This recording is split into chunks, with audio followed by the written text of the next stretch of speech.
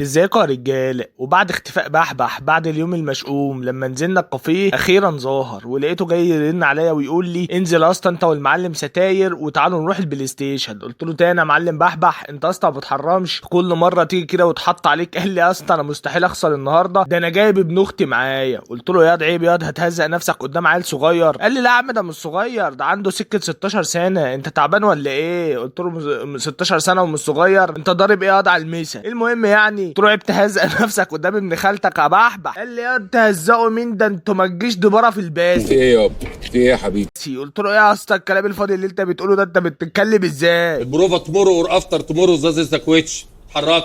واخد بالك ازاي؟ المهم يعني اتفقنا انه خلاص نروح البلاي ستيشن في الملموم وهبيبقى ضلمه ومحدش شايف حاجه. وفي المهم يعني داخلين على الماتش فبيقول لي هتلعب مين؟ قلت له يا باشا اختار لي. قال لي انت تاني؟ قلت له يا عم ما انا رازعك 18 يوميها، العب انت باستون فيلا. قلت له يا عم وانا هلعب باستون فيلا ومش هحرجك وشوف انت عايز تلعب بمين. المهم انا اخترت استون فيلا وهو خد ليفربول. الله اكبر. حبيبي يا حبيب مامي.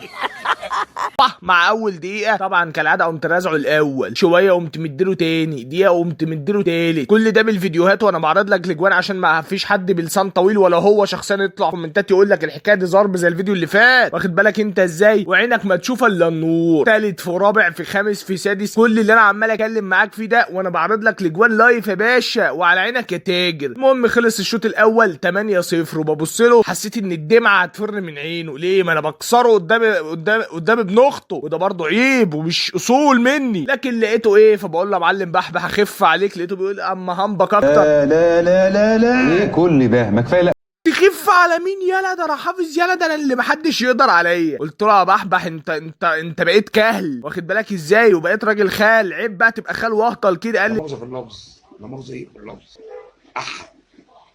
ما كترتش في الكلام، قمت يعني 9 في 10 في 11 في 12 في 13، كل الاجوان زربيح اجوان حضرتك وكلها على عينك يا تاجر.